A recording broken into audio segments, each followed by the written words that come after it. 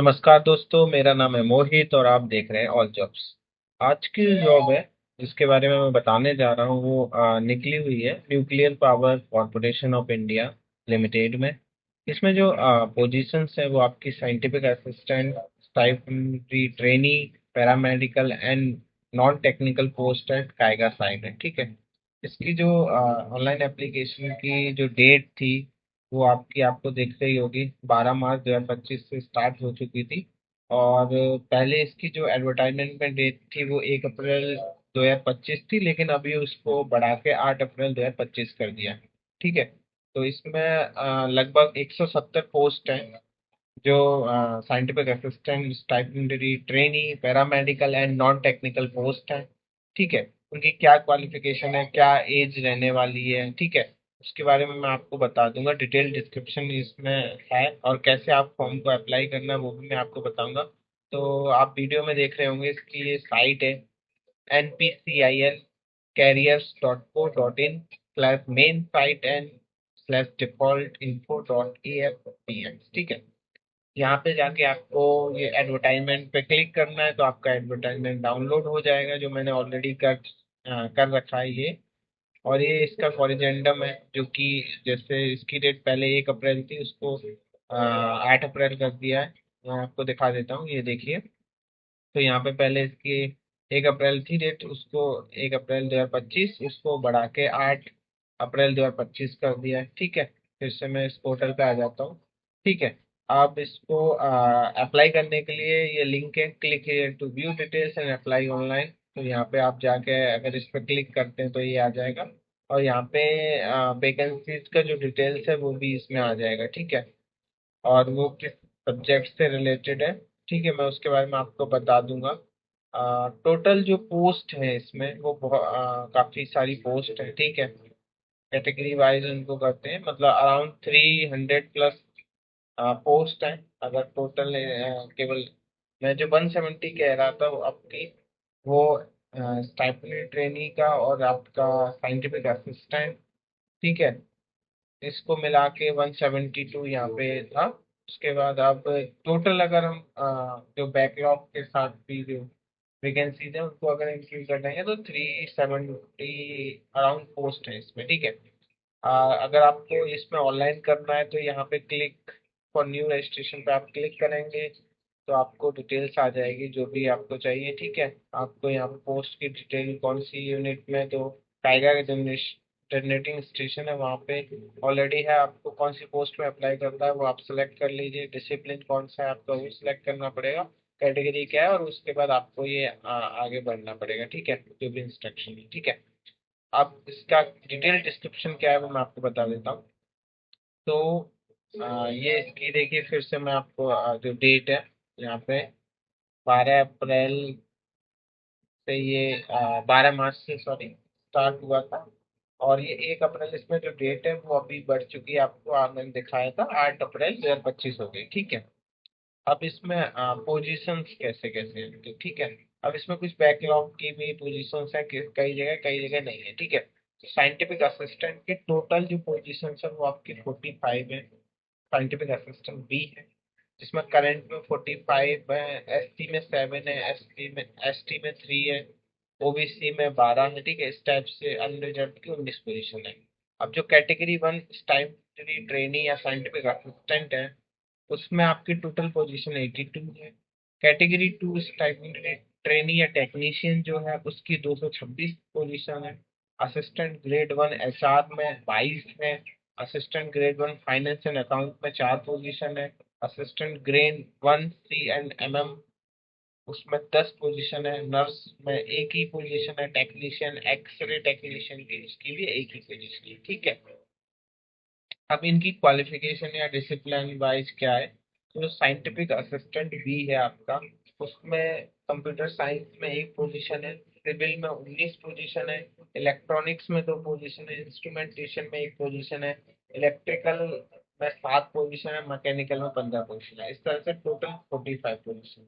अब जो category 1 trainee है जो साइंटिफिक असिस्टेंट है ओनली, उसमें हेल्थ फिजिक्स जो है बीएससी केमिस्ट्री में 4, हेल्थ फिजिक्स बीएससी केमिस्ट्री में 2 है। ठीक है। उसके बाद इलेक्ट्रॉनिक्स में 13 पोजीशन है, इंस्ट्रूमेंटेशन में 6 है, इलेक्ट्रिकल में 24 है और मैकेनिकल में 33 है। ठीक है। उसके बाद जो कैटेगरी 2 इस टाइप की ट्रेनी या टेक्नीशियन जो पोस्ट है, ठीक है, कैटेगरी 1 साइंटिफिक असिस्टेंट की पोस्ट, कैटेगरी 2 में टेक्नीशियन की जो पोस्ट है उसमें ऑपरेटर की 88 पोजीशन है, इलेक्ट्रीशियन की 31 है, फिटर की 55 है, इलेक्ट्रॉनिक्स मैकेनिक की 17 है, इंस्ट्रूमेंट मैकेनिक की 24 है, मशीनिस्ट की 3 है, टर्नर की 6 है, ड्रॉट्समैन सिविल की 1 है और ड्रॉट्समैन मैकेनिकल की 1 है। टोटल इसमें 226 पोजीशन है जो कैटेगरी 1 कैटेगरी 2 जो है आपका, ठीक है, यानी टेक्नीशियन की। असिस्टेंट ग्रेड 1 में 22 पोस्ट है, assistant grade 1 finance and account में 4 पोजीशन है, एसएससी एंड एमएम में 10 पोजीशन, प्लस ए में 1 पोजीशन है, टेक्नीशियन सी या टेक्नीशियन में 1 पोजीशन, ठीक है। अब उसके बाद ये आपका जो भी फिजिकली डिसेबल्ड होते हैं उनके लिए क्या क्या है तो वो उसका दिया हुआ है, ठीक है। तो हम आगे चलते हैं, ठीक है। ये पोस्ट बाय फिजिकली डिसेबल्ड को क्या रिजर्व पोजीशन है वो इसमें दिया हुआ है, ठीक है। अब क्वालिफिकेशन देख लेते हैं। तो आपकी जो क्वालिफिकेशन है साइंटिफिक असिस्टेंट बी के लिए, वो क्या है, आपका डिप्लोमा इन इंजीनियरिंग होना चाहिए, यानी 3 इयर्स का डिप्लोमा होना चाहिए आफ्टर एसएससी आ जाती है, यानी 10वीं के बाद आपका जो है वो 3 साल का डिप्लोमा होना चाहिए, या एचएससी प्लस 2 इयर्स डिप्लोमा। अगर आपने 12वीं की हुई है तो 2 साल का डिप्लोमा होना चाहिए, ठीक है। अब इसमें जो डिप्लोमा है इंजीनियरिंग को किस में होना चाहिए, ठीक है, तो आपका सिविल में डिप्लोमा आना चाहिए, 60% मार्क्स से कम नहीं होने चाहिए आपके। इलेक्ट्रिकल में इलेक्ट्रिकल का, इंस्ट्रूमेंटेशन में इंस्ट्रूमेंटेशन का, इलेक्ट्रॉनिक्स में इलेक्ट्रॉनिक्स का, मैकेनिकल में मैकेनिकल का होना चाहिए, ठीक है। और किसी भी डिप्लोमा में आपके 60% से कम मार्क्स नहीं होने चाहिए, ठीक है। ये रहा।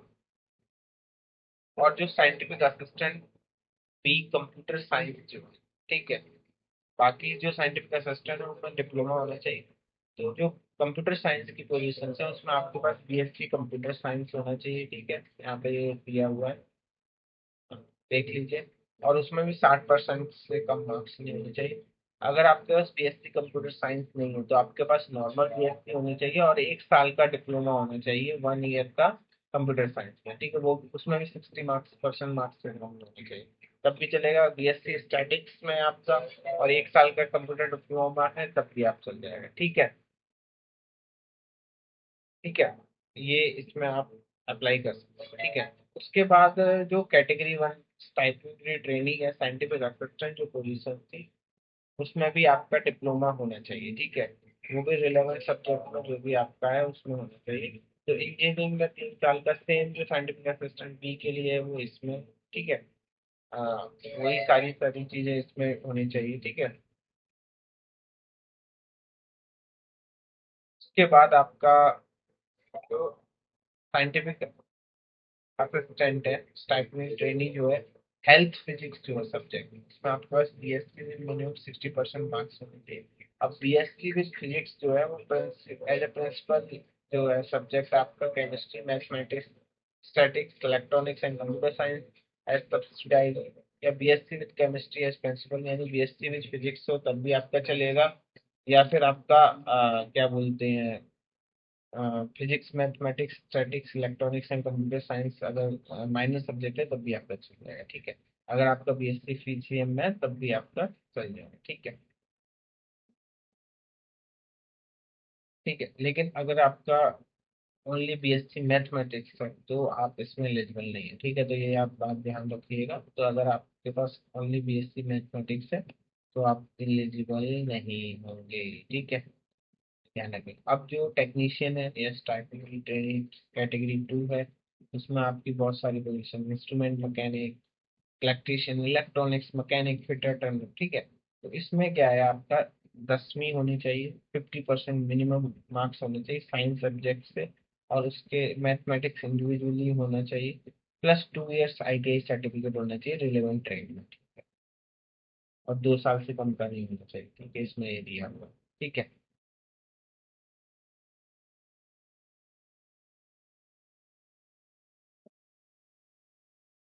तो ये सारी चीजें हैं, ठीक है।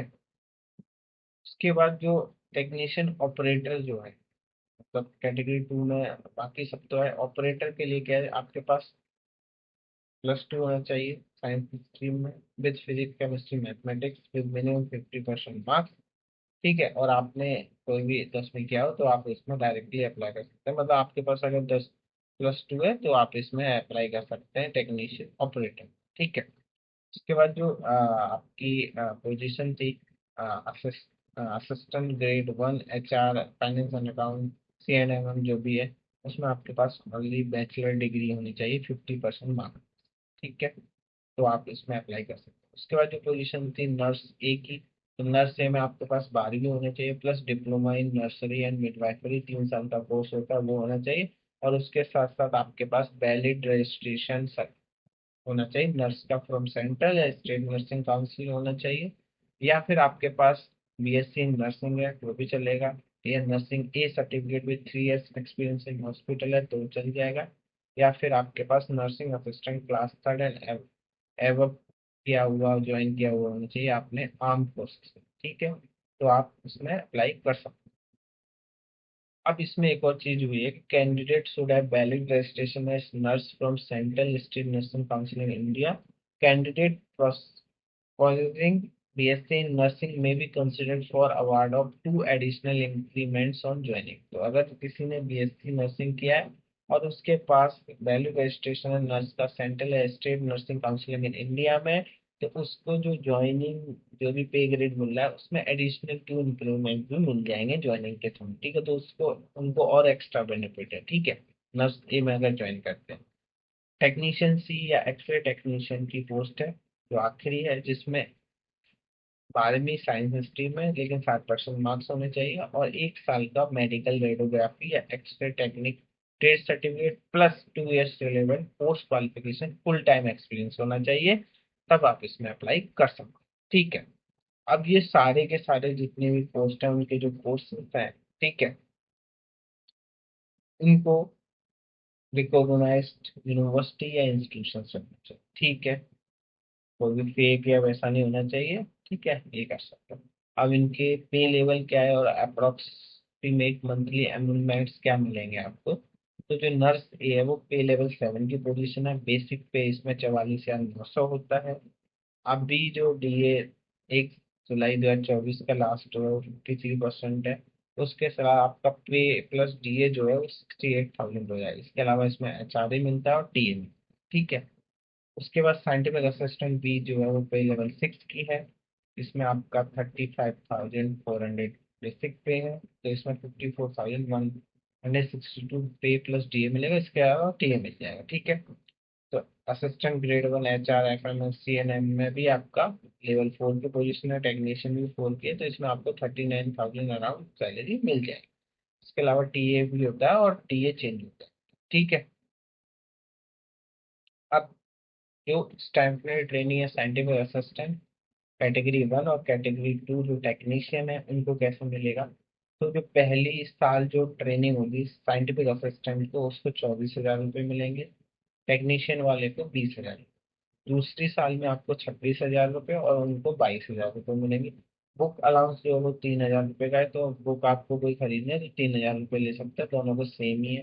ठीक है, on successful completion of training the training में be absorb for appointment the post of. ठीक है, जब आप ये ट्रेनिंग पूरी कर लेते हैं तो साइंटिफिक असिस्टेंट के लिए जो ड्यूरेशन ऑफ ट्रेनिंग है वो 18 मंथ है, मतलब 1.5 साल का है।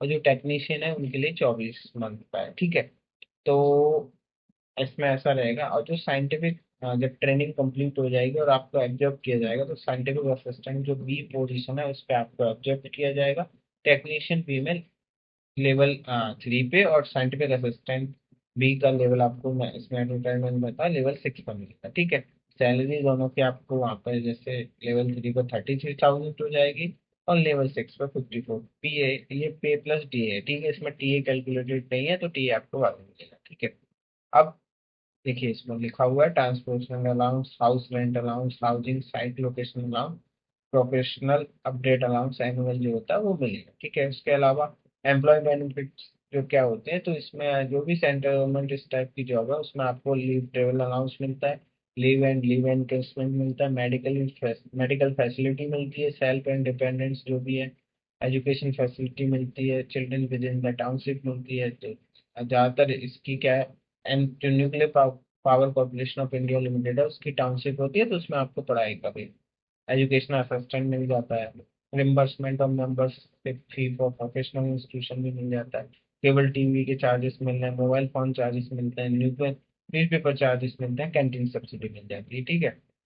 उसके साथ साथ इसमें इंसेंटिव्स भी होते हैं, परफॉर्मेंस लिंक इंसेंटिव स्कीम है, वो एक्स्ट्रा बेनिफिट है। रिटायरमेंट बेनिफिट में आपका ईपीएफ मिलता है, ग्रेचुइटी मिलती है, पोस्ट रिटायरमेंट आपकी क्या बोलते हैं, मेडिकल फैसिलिटी मिलती है, ठीक है, ग्रुप इंश्योरेंस चलता है, ये सारी चीजें हैं जो जनरली होती हैं, ठीक है। अब देखिए इसमें जो ट्रेनी जो है उनको जो सारी चीजें मिलेंगी पे लेवल 6 में, ठीक है। और उसके साथ साथ क्या होगा, जब आप ज्वाइन करेंगे तो आपको 4.5 साल का बॉन्ड बन, मतलब 7.5 साल का बॉन्ड देना है, ठीक है। जब आप इसको, तो इसके बीच में आप छोड़ नहीं सकते हैं, ठीक है, इसको नहीं तो आपको वो बॉन्ड का जो भी अमाउंट होगा वो आपको पे करना है। ऐसे ही जो कैटेगरी 2 में या टेक्नीशियन की ट्रेनिंग कर रहे हैं, ठीक है, उनको 5 साल का बॉन्ड है, ठीक है। तो इसमें क्या है, पेबल अमाउंट जो है equivalent to stipend plus book allowance actually receive, जो आपको रिसीव हुआ है वो, ठीक है, आपको भरना पड़ेगा अगर आप छोटे, ठीक है। ठीक है, उसके बाद अब एज लिमिट देख लेते हैं। तो जो साइंटिफिक असिस्टेंट बी पोजीशन है उसकी में आपकी एज जो है वो 18 से 30 साल होनी चाहिए, ठीक है।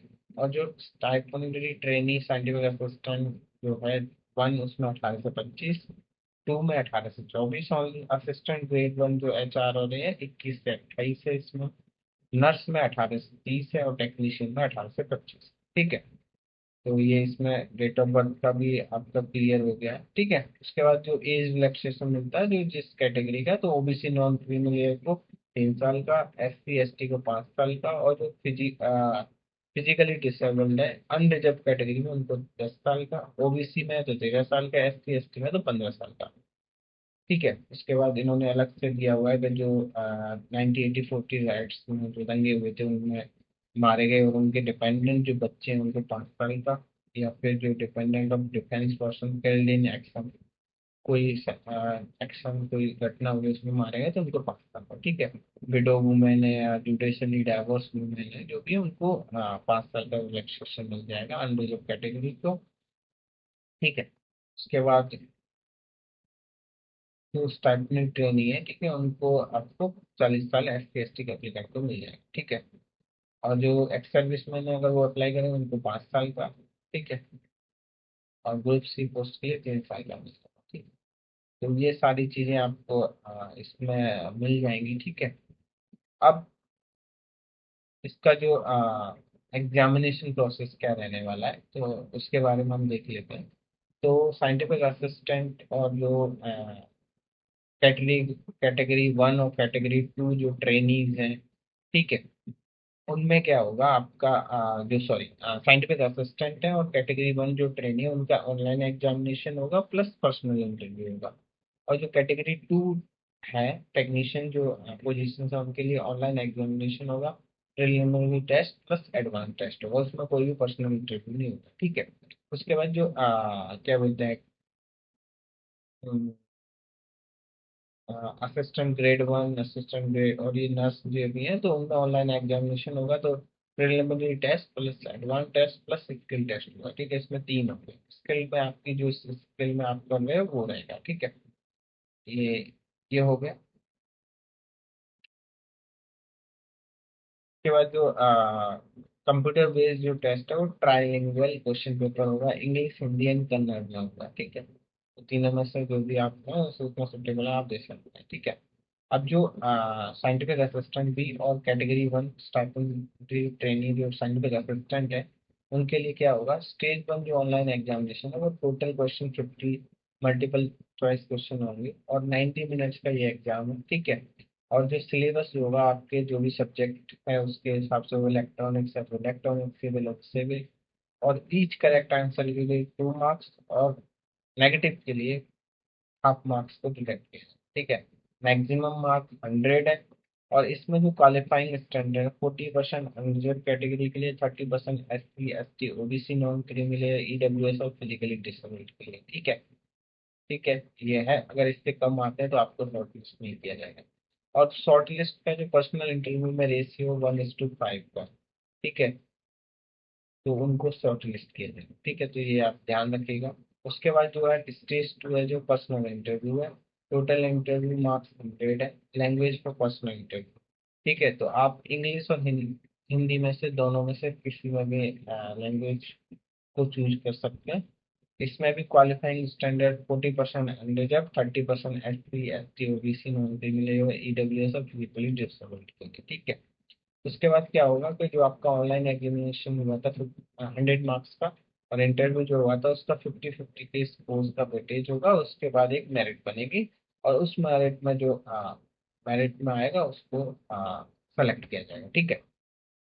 अब जो कैटेगरी 2, जो स्टाइपेंड ट्रेनी या टेक्नीशियन नर्स ए या टेक्नीशियन एक्सरे टेक्नीशियन जो था, उनमें स्टेज 1 में एक एग्जामिनेशन होगा। ठीक है, तो उस एग्जामिनेशन में जो 50 क्वेश्चंस हैं, 20 mathematics, 20 science and 10 general awareness की। ठीक है। उसके बाद इसमें जो मार्क्स है वो 3 मार्क्स का एक क्वेश्चन है, और 1 मार्क्स नेगेटिव है, तो मैक्सिमम मार्क्स इसमें 150 है। इसमें भी क्वालिफाइंग जो स्टैंडर्ड है आपका वो 40% अनरिजर्व, 30% आपका जो कैटेगरीज हैं SC ST OBC non creamy layer EWS और फिजिकली डिसेबल्ड। उसके बाद इसमें जो है ऑनलाइन जो एग्जामिनेशन था, एडवांस टेस्ट होगा। ठीक है, तो एडवांस टेस्ट उन्हीं का होगा जो पहले एग्जाम में क्वालिफाई करेंगे। ठीक है, उसमें क्या होगा, आपका 2 आवर्स का पेपर होगा। ठीक है, 50 क्वेश्चन होंगे, और 50 क्वेश्चन के लिए जो सिलेबस होगा, जो भी आपका जिस पोस्ट के लिए आपने अप्लाई किया, इंस्ट्रूमेंट मैकेनिक इलेक्ट्रीशियन इलेक्ट्रॉनिक्स जो भी हो, उसी से रिलेटेड आपके क्वेश्चन हो। 3 मार्क्स का एक क्वेश्चन है, 1 मार्क्स नेगेटिव है, 150 टोटल मार्क्स हो गए। ठीक है, क्वालिफाइंग स्टैंडर्ड इसमें भी अनरिजर्व के लिए 30% और 20% होगा SC ST EWS और उसके लिए। ठीक है, इसमें लिखा हुआ है। ठीक है, उसके बाद मेरिट लगेगी एडवांस 2 के बाद। ठीक है, अब इसमें लिखा है कि merit list of candidate will be prepared after stage 2 advanced test upon score obtaining stage 2 advanced test only। ठीक है, तो इसमें स्टेज 2 का टेस्ट आने के बाद ही होगी। ये चीज हो गई। ठीक है, उसके बाद डॉक्यूमेंट वेरिफिकेशन या स्किल टेस्ट। तो स्किल टेस्ट होगा। स्टार्टिंग ऑपरेटर के लिए कोई भी स्किल टेस्ट नहीं, ओनली डॉक्यूमेंट वेरिफिकेशन होगी। ठीक है, और जो आपका टेक्नीशियन ऑपरेटर के लिए वो 1:5 का रेशियो इसमें है। ठीक है,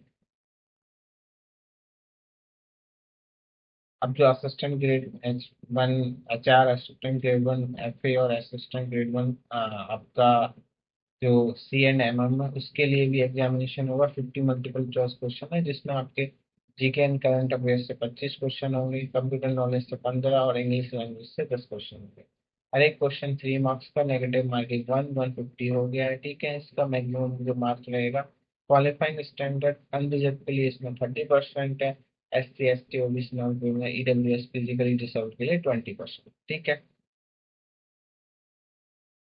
ठीक है, इसमें लिखा भी है, तो मैं वही बोल रहा हूँ, अगर 30% से कम हुए अनरिजर्व के लिए तो वो नहीं सिलेक्ट किया जाएगा अगले टेस्ट के लिए, और 20% से अगर कम हुए कैटेगरी में तो भी वो अगले स्टेज के लिए नहीं सेलेक्ट किया जाएगा। ठीक है, एडवांस टेस्ट होगा। इसके बाद जो मेन टेस्ट है, उसी का मेरिट से आपका सिलेक्शन होगा। ठीक है, उसके बाद स्किल टेस्ट होगा। ठीक है, तो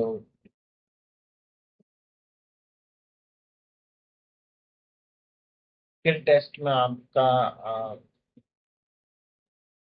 डॉक्यूमेंट वेरिफिकेशन है, तो वो होगा। Type writing test on personal computer है। ठीक है, इसमें supplied hand out word processing software, इस टाइप का जो भी क्वेश्चन होंगे इसकी टाइप से आपके कर लिए जाएंगे। ठीक है, फिजिकली डिसेबल जो कैंडिडेट होगी, जो पोस्टन के लिए अलग से मेरिट होगी। ठीक है, अब physically standards type new training के लिए, तो मिनिमम हाइट 160 सेंटीमीटर होनी चाहिए दोनों ट्रेनिंग्स के लिए, और मिनिमम वेट 45.5 kg होना चाहिए। ठीक है,